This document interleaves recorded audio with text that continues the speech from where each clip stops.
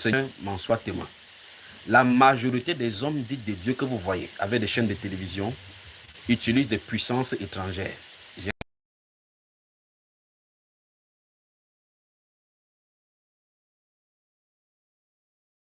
reste là.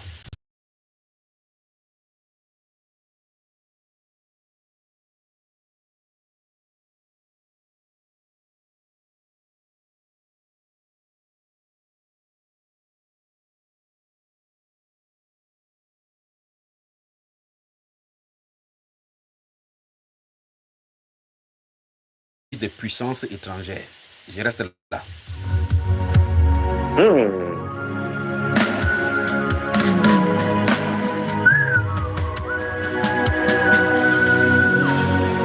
Seigneur Jésus-Christ. Il ne m'a pas permis d'aller loin. La majorité d'entre eux sont des homosexuels. Je dis bien, je ne parle plus du catholique cette fois-ci. Aïe. Je parle des Oh pasteurs que vous Seigneur. voyez à la télévision prêcher.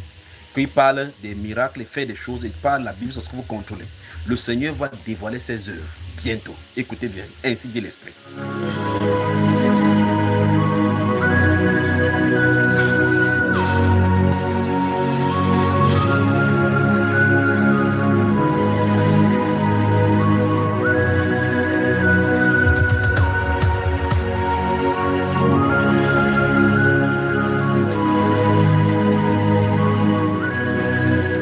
Oh Seigneur. Alors, vous êtes en train de m'écouter maintenant, vous êtes un pasteur, vous avez utilisé des puissances démoniaques. On vous a initié dans la sorcellerie, on vous a initié en bordure des mers, dans des forêts. Vous avez pris des puissances, le Seigneur est resté silencieux pour longtemps. Vous êtes tombé à la mauvaise génération, la génération où il se révèle au travers de certaines personnes sur la terre. La nouvelle génération des Abed-Nego et Shadrach que Dieu a suscité dans ces moments, ceux qui connaissent le Dieu qui te tient à la fermeté, Dieu leur donne des puissances pour confronter les puissances démoniaques. Si vous êtes au milieu de l'église et que vous utilisez les charognards comme puissance démoniaque, comme couverture pour pouvoir faire la puissance que vous manifestez, ainsi dit l'Esprit, il est temps de quitter le sacerdoce, sinon vous allez en payer avec vos vies.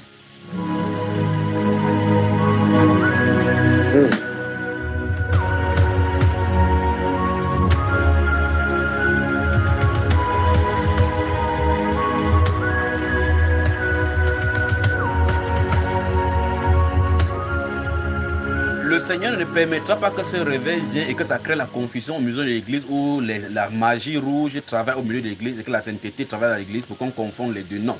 La sainteté du Seigneur primera. La sainteté du Seigneur, le Seigneur fera imposer l'ordre et la puissance de son nom. Son nom est glorieux, son nom est grand, il est l'unique, il est le seul digne d'être glorifié.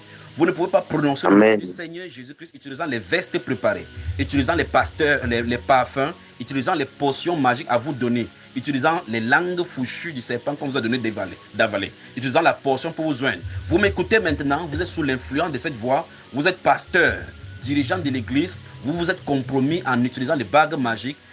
Cette message que vous entendez maintenant, c'est le dernier message d'avertissement pour vous avant que l'épée ne tourne contre vous.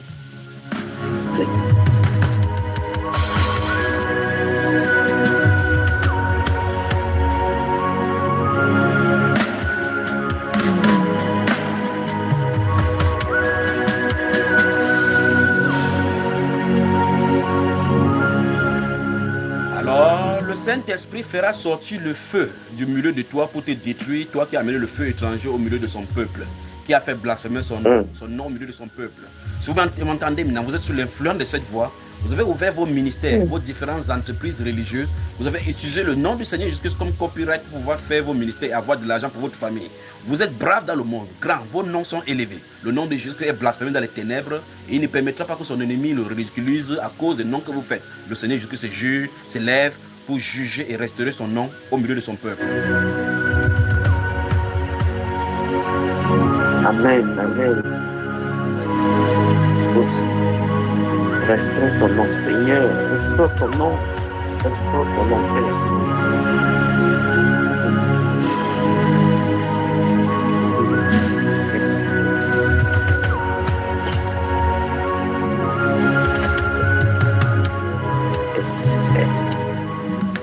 Alors, jeune homme, vous qui vous aventurez dans le ministère, vous avez été là longtemps, ancien, vous êtes des femmes, des pasteurs, Vous avez été envoyé gouverner les assemblées.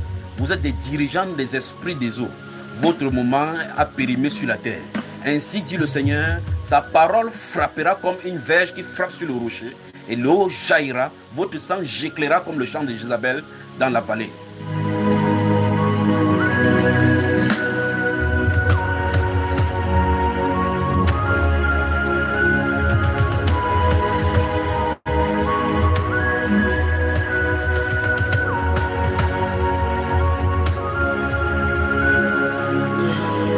Vous avez pris le peuple de Dieu comme un troupeau pour avoir de l'argent. Vous les tondez avec salaire, vous les tondez et les dépouillez de tout ce que le Seigneur a donné en les trompant par expérience. Vous couvrez les contusions. Vous essuyez pas la plaie avec la gloire du Seigneur, mais vous versez l'huile contaminée sur les plaies, dit le Seigneur. Et avec cela, il vous donnera contusion sur contusion et vos plaies ne seront pas bandées.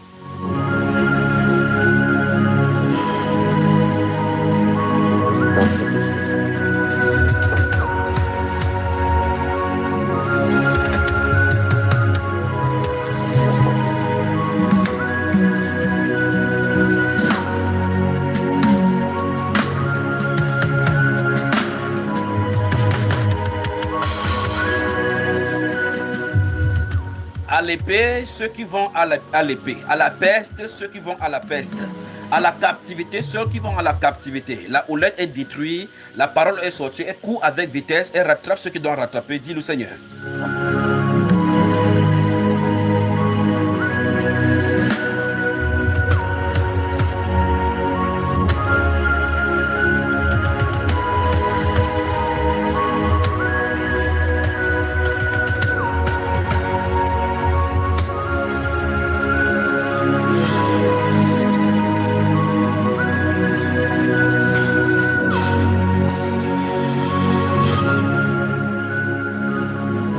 Que ferez-vous lorsque l'épée de Dieu dressera sur vous et que la gloire de sa lumière se pointera devant ton visage?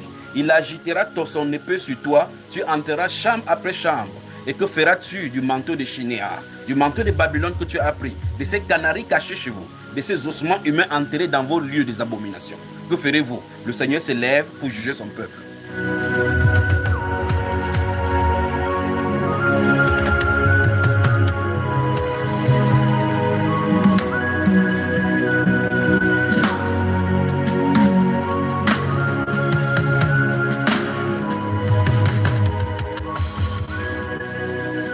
Vous êtes sous l'influence de cette voix, vous êtes responsable de ce que vous avez entendu maintenant. Vous n'aurez plus de choix, vous ne direz jamais que vous n'avez jamais entendu.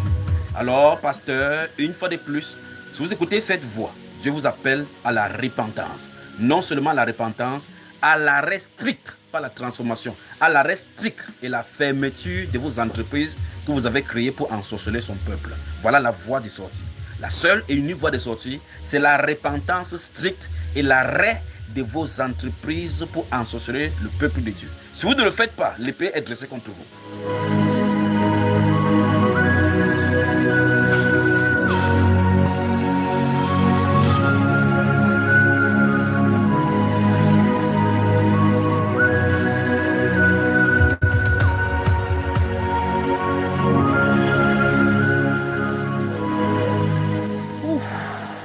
Mon frère Aurélien, bienvenue dans sa sainte présence. Oui.